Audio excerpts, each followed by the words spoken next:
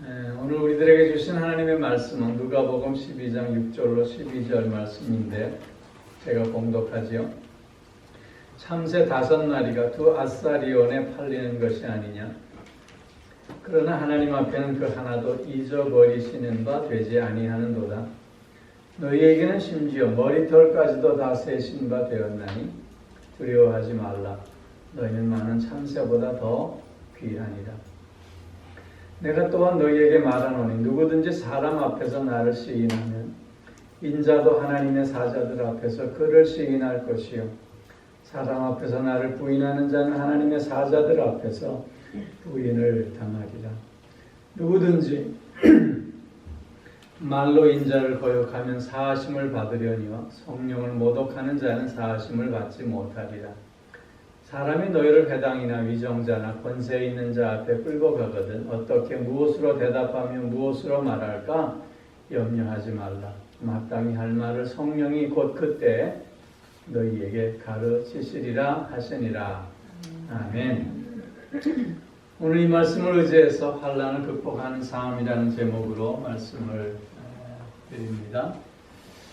여러분, 공중에 나는 새도 상처 없는 배가 없다는 말 들어보셨지요? 어떤 인생도 꽃길만 걷는 인생은 없는 것입니다. 한국에는 금수저니 흙수저니 하는 말이 있다 그래요. 그 말 다 아시죠? 금수저는 좋은 가문, 좋은 배경, 또 경제적인 풍요 속에서 태어난 사람들을 얘기하는 거예요. 흙수저는 그렇지 못한 사람들을 얘기하는 것 같아요. 아무리 금수저를 물고 나왔다 할지라도 꽃길만을 걸을 수는 없고 그 나름대로의 삶의 아픔과 또 상처들이 있게 마련인 것이지. 우리가 그런 관점에서 살펴보면 행복한 삶을 산다고 하는 것은 어쩌면 우리에게 닥쳐오는 환난과 어려움들을 우리가 얼마나 잘 극복해 내느냐에 달려 있다고 해도 틀린 말이 아닌 것 같아요. 오늘 행복한 사람은 자기의 삶 가운데 다가온 환난이나 어려움과 고통들을 통해서 더 단단해지고 더 성장해가고 더 성숙해져간 사람들의 모습이 아닐는지. 오늘 행복한 사람들은 이런저런 다양한 상실들을 통해서 건강을 잃는다든가 재물을 잃는다든가 혹은 사랑하는 사람들을 잃어버린다든가 이런 상실의 아픔과 고통을 통해서 더 많이 배우고 더 겸손해져가는 사람들이 아니겠는가 하는 것입니다. 오늘 우리가 함께 읽은 본문 말씀은 예수님께서 제자들에게 앞으로 다가올 환난과 핍박이 있을 텐데 그런 환난과 핍박을 어떻게 하면 잘 극복할 수 있을 것인가에 대해서 교훈해 주고 있는 말씀입니다. 오늘 우리는 코로나 시대에 살고 있지 않습니까? 또 이런저런 상실의 고통들도 있고 또 이런저런 예기치 못한 어려움도 있습니다. 이런 때 오늘 말씀을 통해서 우리가 환난을 잘 극복해 갈 수 있는 지혜를 얻고 그런 환난을 통해서 우리를 향하신 하나님의 뜻을 분별하고 순종하는 삶을 살아갈 수 있다면 우리는 지금보다 훨씬 더 단단하고 훨씬 더 풍성하고 훨씬 더 복된 삶을 누려가게 될 줄로 믿습니다. 그럼 오늘 본문을 통해서 우리가 환난을 극복할 수 있는 삶의 비결이 무엇일까 확인해 보도록 하겠습니다. 그 첫째는 먼저 두려워하지 않아야 한다는 것입니다. 두려움이 없어야 한다는 것입니다. 여러분 어떻게 두려워하지 않을까요? 깡이 있으면 될까요? 깡다구가 있으면 두려움이 없을까요? 두려움이 없다고 하는 것은 믿는 구석이 있어야 한다는 것입니다. 여러분, 우리 인간은 스스로 연약함을 알기에 늘 두려움으로부터 벗어날 수 없는 존재들입니다. 죽을까봐 겁나고요. 부서질까봐 겁나고요. 손해볼까봐 겁나고요. 상처 입을까봐 겁나는 게 우리의 본래의 모습입니다. 두려움이라고 하는 것은 그래서 우리의 삶을 위축시켜 할 뿐만 아니라 우리를 거짓되게 만들고 우리를 위선자 되게 하는 근본 이유도 되는 것입니다. 어떤 사람들은 그래서 두려움을 감추기 위해서 허풍을 떨기도 허세를 부리기도 하고 그리고 있는 척, 아는 척, 잘난 척하기도 하는 것입니다. 그러나 그들이 암만 허풍을 떨고 허세를 부리고 척을 한다고 해도 그 근본적인 두려움을 없앨 수는 없는 것이겠죠. 그렇기에 우리 인간의 본연의 모습으로는 결코 두려움에서 자유할 수 없다는 것입니다. 그런데 믿는 구석이 있기에 두려워하지 않을 수 있는 것입니다. 어린아이가 혼자 갈 때는 두려워 떨 수밖에 없지만 그러나 엄마의 손을 붙잡고 간다든가 아빠의 손을 붙잡고 갈 때는 그 누구보다도 당당하게 걸음걸이를 걸어갈 수 있는 것과 마찬가지입니다. 오늘 본문에서도 그래서 주님은 두려워할 필요가 없다고 말씀하십니다. 즉 세상 권세 잡은 자들 앞에 너희들이 핍박을 당할 때 두려워할 필요가 없다 라고 말씀하시면서 그 미물에 불과한 참새도 하나님께서 다 보호하시고 다 주장하시거늘 머리털까지 세신 너희야 오죽하겠느냐 라고 하는 것입니다. 오늘 본문 6절 7절 말씀에서 보면 참새 5마리가 아사리온 둘에 팔리지 않느냐. 그러나 그 하나라도 하나님의 허락 없이는 떨어지지 않는다는 것입니다. 여러분 아사리온이라고 하는 것은 그 당시에 가장 작은 동전을 일컫는 말이에요. 데나리온이 그 당시에 성인 한 명의 품삯이라고 하지 않습니까? 그런데 아사리온은 그 데나리온의 16분의 1의 가치가 있었다 그래요. 뭐 굳이 요즘으로 환산해 보면 하루 일당을 100불로 잡으면 참새 한 마리 값은 제가 계산해 보니까 2불 50센트 정도 하더라고요. 네? 2불 50센트. 그 참새 한 마리도 하나님의 보호하심과 인도하심 속에 있는데 하물며 비교할 수 없이 귀한, 그래서 하나님께서 머리털까지 세신 바 된 너희를 하나님께서 보호하시고 인도하시고 주장해 주시지 않으시겠느냐 하는 것입니다. 머리털까지 세셨다라고 하는 것은 하나님의 세밀하고 완전한 보호를 일컫는 히브리적인 용법입니다. 즉 하나님은 우리를 늘 눈동자처럼 지켜보시면서 완벽하고 세밀한 보호 속에 우리를 품고 계시다고 하는 것입니다. 그렇기에 그런 하나님에 대한 믿음으로 말미암아 우리는 두려워할 이유가 없다고 하는 것입니다. 나만으로는 두려움에 빠질 수밖에 없습니다. 그러나 내 손을 잡고 계시는 전능하신 하나님이 계시니 우리는 두려워할 필요가 없고, 그렇기에 우리는 환난을 또한 극복해 갈 수 있게 된다 라고 하는 것입니다. 여러분, 다윗을 보십시오. 우리는 말도 안 되는 싸움을 다윗과 골리앗의 싸움이라고 얘기하지 않습니까? 골리앗 앞에 모든 이스라엘 백성들은 두려움에 떨었습니다. 그러나 소년 다윗은 예외였습니다. 왜냐하면 그는 하나님의 보호하심을 믿는 자였기 때문이었던 것이죠.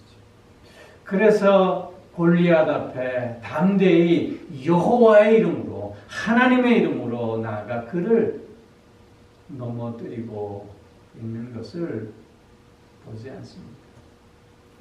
여러분, 이런 다윗의 승리는 세상적으로 보면 깜짝 놀랄 기적과 같은 승리였습니다. 그러나 믿음의 눈으로 보면 이것은 너무나도 당연한 승리일 수밖에 없었다고 하는 것입니다. 왜냐하면 이것은 다윗의 승리 이전에 하나님의 승리였고, 하나님께 대적하는 자는 다 쓰러질 수밖에 없기 때문인 것입니다. 하나님의 나를 보호하신다는 이런 확실한 믿음 가운데 있는 자는 그래서 어떤 삶의 어려움과 또한 핍박과 환난 속에서도 두려움 없이 나아가 넉넉히 극복하고도 남음이 있게 된다라고 하는 것입니다. 여러분, 두려워하지 마시기를 바랍니다. 왜냐하면 하나님이 나의 손을 잡고 계시기 때문에, 하나님이 나를 세밀하고 완벽하게 보호해 주시고 계시기 때문인 것입니다.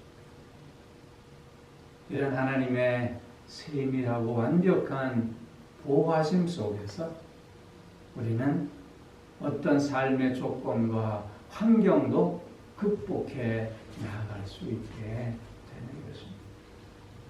두 번째로 오늘 본문 8절 9절에서 보면 하나님께서 인정하는 삶을 살 때 우리는 또한 환난을 극복하게 됨을 알 수 있습니다.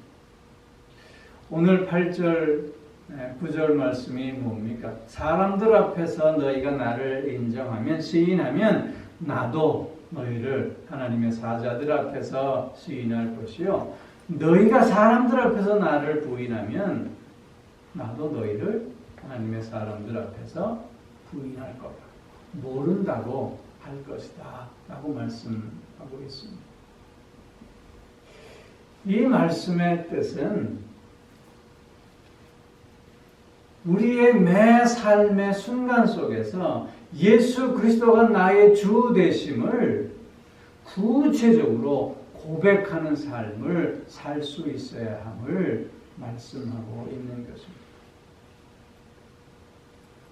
상황과 조건에 따라서 달라지는 것이 아니라 어떤 상황과 조건 속에서라도 예수 그리스도가 나의 주 되심을 당당히 밝히고 또한 증거해내는 삶을 살 수 있어야 한다는 것입니다. 사람들 가운데에서는 요구형의 사람이 있습니다. 그런 사람들은 시류를 읽어가며 처세술에 능한 사람들입니다. 그들은 세상적으로 볼 때는 성공한 듯이 보입니다. 그들의 삶이 길게 나아가는 것 같이 보이기도 합니다. 그러나 그런 자들은 절대로 세상을 바꿔내지는 못하는 것입니다. 그런가 하면 황소 같은 사람이 있습니다. 이런 사람들은 자신이 옳다고 믿는 그 길을 뚜벅뚜벅 굽힘없이 나아가는 사람들입니다. 이런 사람들은 어리석다고 손가락질하기도 합니다. 그리고 그런 사람들을 또한 핍박하고 또한 손해를 입히기도 합니다. 그러나 세상을 바꾸는 사람들은 그럼에도 불구하고 자기의 길을 올곧게 나아가는 그 황소 같은 사람들임을 우리는 역사를 통해서도 확인해 볼 수 있게 되는 것입니다. 하나님이 인정하는 삶을 산다고 하는 것도 이와 같은 것입니다. 어떤 삶의 환경과 조건 속에서도 주님이 나와 함께 하시기에 나는 주님의 길을 따른다. 나는 오늘도 믿음의 길을 굳건히 나아간다고 이렇게 나의 삶의 자리에서 매 순간 고백하고 그 고백에 걸맞는 삶을 실천해 가게 될 때 우리는 내게 다가오는 모든 환난과 어려움들을 또한 극복해 감으로 더욱 복된 삶을 살아갈 수 있게 된다는 것입니다. 팔레스타인 지역에 가면 건천이 많이 있다 그래요. 건천이라 하면 마른 개천을 얘기하는 거죠. 그 건천은 비가 오면 물이 흐릅니다. 그러나 비가 그치면 금방 물은 말라버리고 물이 흐른 자국만 남아있게 된다는 것입니다. 우리도 은혜 받은 적이 있습니다. 우리도 체험해 봤습니다. 그런데 지금 나의 삶 속에는 은혜의 강물이 흐르지 않고 오히려 은혜 받은 자국만, 오히려 체험의 흔적만 남아있다면 우리는 건천과 같은 그리스도인이 되는 것입니다.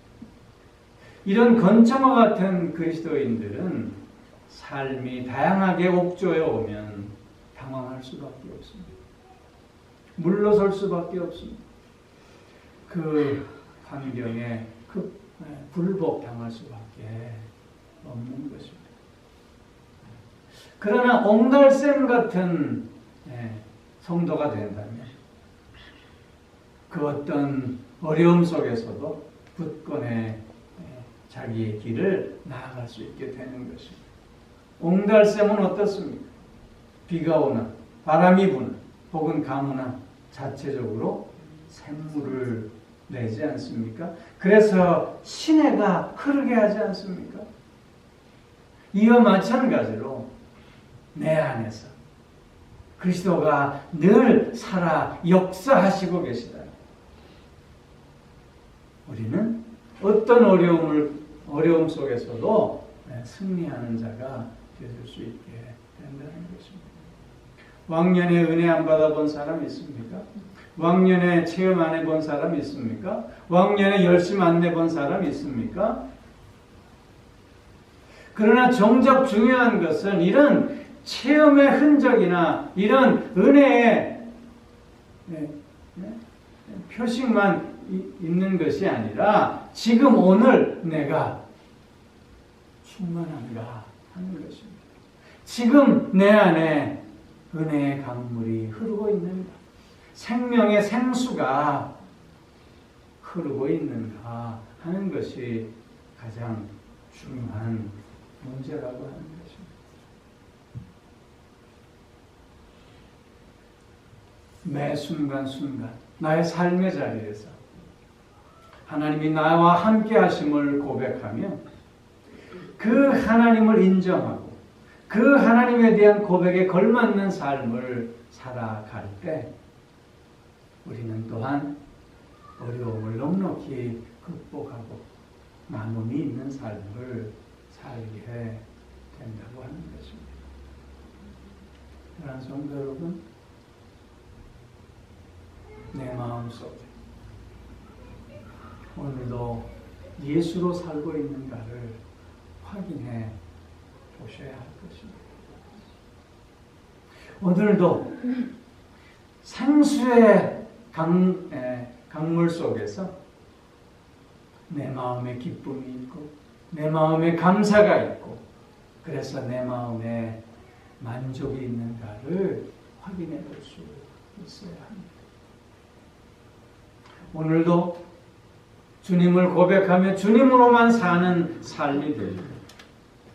내 앞에 어떤 삶의 환경과 조건이 놓여져 있다 할지라도 우리는 그것을 넉넉히 넘어설 수 있게 되기 때문입니다. 또 한 가지 그건 뭐냐면 오늘 10절 12절에서 보면 염려하지 말고 성령의 인도하심에 맡길 수 있어야 한다는 것입니다.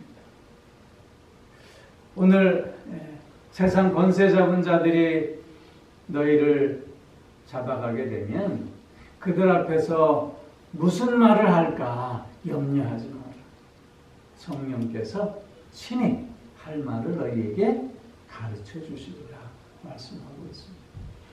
이 말씀의 의미는 아무것도 준비할 필요가 없다고 하는 의미가 아닙니다. 단지 근심하고 걱정하고 불안해할 이유가 없다고 하는 것입니다. 왜냐하면 성령께서 친히 인도해 주실 것이기 때문이라고 하는 것이죠. 그리고 사도행전 4장에서 보면 그 성전 미문에 앉아있던 안진뱅이를 일으켜 세운 일로 말미암아 예루살렘이 소동하게 되었습니다. 이 이야기를 들은 그 유대 교권주의자들이 베드로와 요한을 잡아오게 가릅니다. 그리고는 공회 앞에 세워서 신문합니다. 저들의 신문에 막힘없이 얘기하는 것을 보고 저들이 학문이 없는 범인으로 알았다가 이상히 여겼다라고 말씀하고 있습니다. 저들이 너무나도 이야기를 잘 하고 있는 그리고 설득력 있는 말에 저들은 어찌할 수 없어서 다시는 예수의 이름으로 말하지도 말고 가르치지도 말라고 겁박하고 합니다. 그때 베드로와 요한이 뭐라고 대답하지요?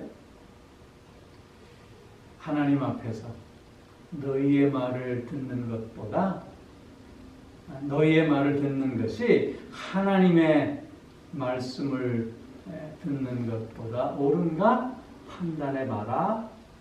그렇게 말. 오히려 저들에게 할 말 없게 만들고 있는 베드로와 요한의 모습을 확인하게 됩니다. 어떻게 그럴 수 있었을까요? 그렇게 쫙 베드로와 요한이 미리 대본이 있어서 다 준비해 놓은 말일까요?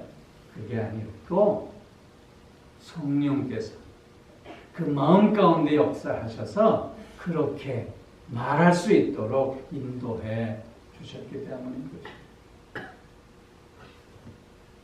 바울이 전도 여행하면서 그렇게 많은 어려움과 환난을 겪었지만 그 가운데서도 염려하지 않았던 것은 언제나 성령의 인도하심 속에 있음을 믿고 나아갔기 때문 아니겠습니까? 그렇기에 우리가 환난 앞에서 가장 중요한 것은 하나님을 먼저 바라보고 있느냐 하는 것입니다. 여러분, 코로나 바이러스 시대에 살면서 코로나를 먼저 보고 있습니까? 아니면 하나님을 먼저 보고 있습니까?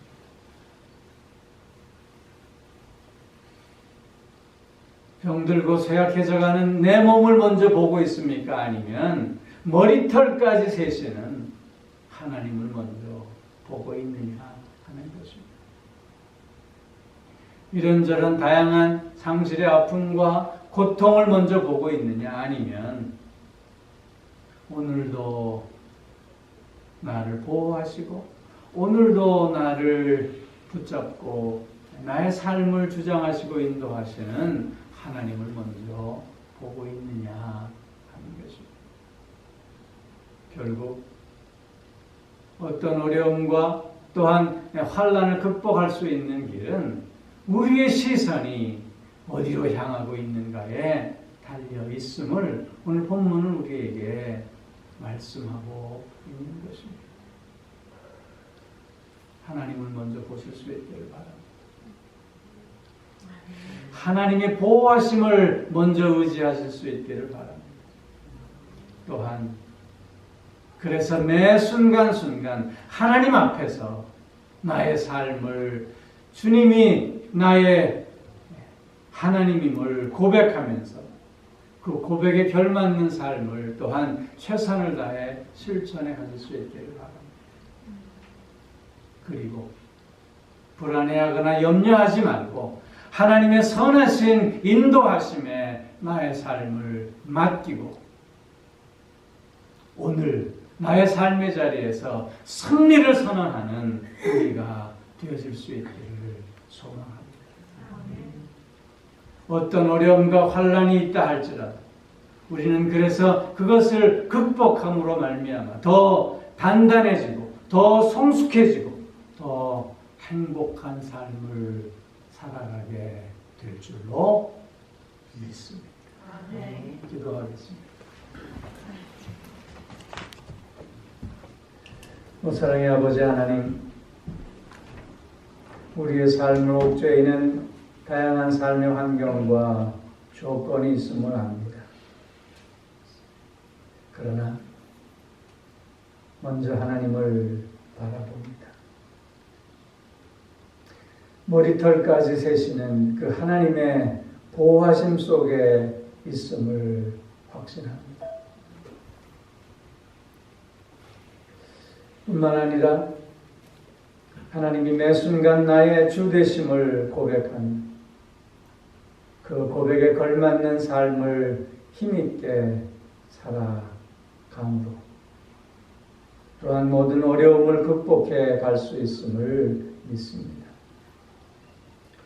뿐만 아니라 하나님의 선하신 인도하심에 맡기는 가운데 근심과 불안과 염려 가운데 있기보다는 오히려 나의 삶의 자리에서 승리를 선언하며 나아갈 수 있음을 또한 고백합니다. 아버지 하나님, 늘 삶의 환경과 조건이 어떠하든지 그 모든 것들을 극복하고 나아감으로 승리하는 자 되게 하시고 더욱 단단한 삶, 더욱 성숙해져가는 삶, 더욱 행복한 삶을 누리는 우리 모두가 늘 되어질 수 있게 하여 주시옵소서. 코로나 바이러스로 인해서 어려움 가운데 있지만 그러나 이 어려움을 통해서 더욱더 강건해지는 우리들 되게 하여 주실 줄로 믿습니다. 아버지 하나님, 잠시 힘들고 잠시 고통스럽고 잠시 불편함이 있지만 그러나 이런 것들 속에서 나를 향하신 하나님의 뜻이 있음을 분별하며 그 뜻 앞에 순종함으로 말미암아 오히려 더 풍성한 삶을 누리는 우리들이 더욱 되어질 수 있도록 주님 오늘도 함께하여 주시고 우리의 삶을 주장하여 주시옵소서. 감사드리며 우리 주 예수 그리스도의 이름으로 기도하옵나이다. 아멘. 이제는 우리 주 예수 그리스도의 은혜와 하나님 아버지의 무한하신 사랑하심과 성령의 교통하시며 인도하시며 내주하시며 또한 복주심의 역사가 먼저 주님만을 바라보며 앞으로 나아가므로 어떤 어려움과 환난도 넉넉히 극복하고 승리하는 가운데 더욱더 복된 삶을 통해서 하나님께만 영광 돌릴 수 있는 삶을 살아가겠노라. 그 가정과 하시는 모든 일들 위에 이제로부터 영원토록 함께하옵시기를 간절히 축원하옵나이다.